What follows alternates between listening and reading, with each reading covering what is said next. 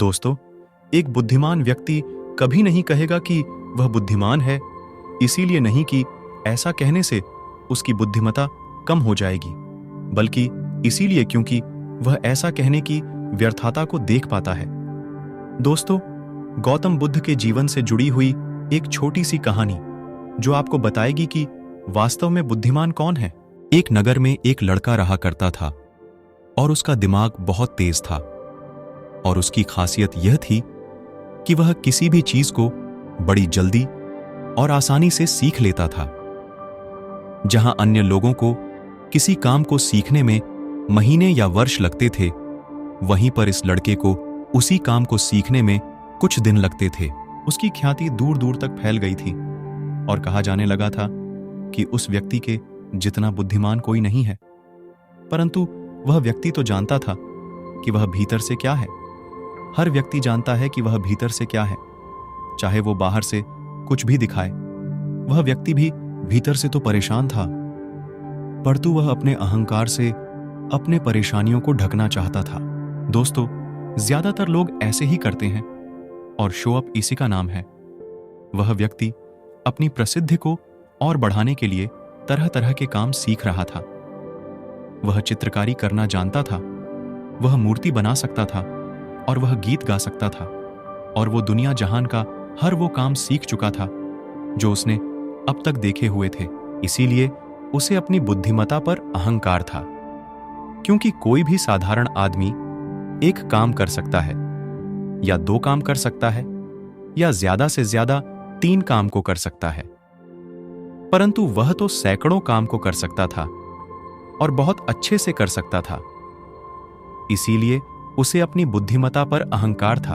वह इस बात को अंदर ही अंदर मान चुका था कि उसके जितना बुद्धिमान इस दुनिया में कोई भी नहीं है। फिर एक दिन उसका सामना गौतम बुद्ध से होता है। उसे पहली बार एक ऐसा व्यक्ति दिखता है जिससे उसे ईर्ष्या होती है। अब तक उसने ऐसे लोग देखे हुए थे जो उससे ईर्ष्या करते थे, और जहां ईर्ष्या होती है वहां तुलना का होना निश्चित है। वह व्यक्ति अपनी तुलना गौतम बुद्ध के साथ करना शुरू कर देता है।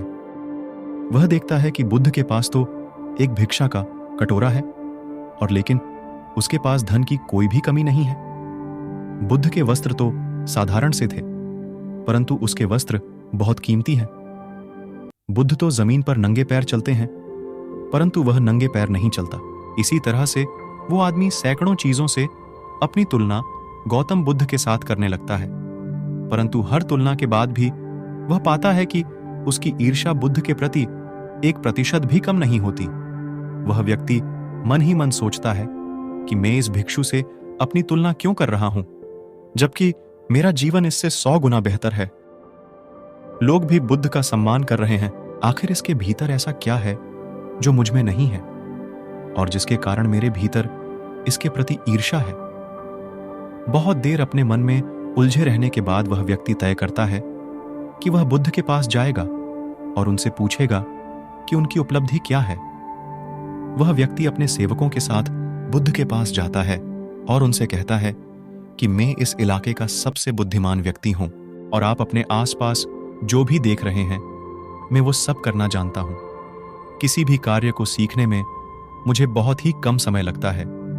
सभी लोग मेरा सम्मान करते हैं, परंतु इस सब के बाद भी मेरे भीतर आपके लिए ईर्ष्या है। मैं यह जानना चाहता हूं कि आपकी उपलब्धि क्या है।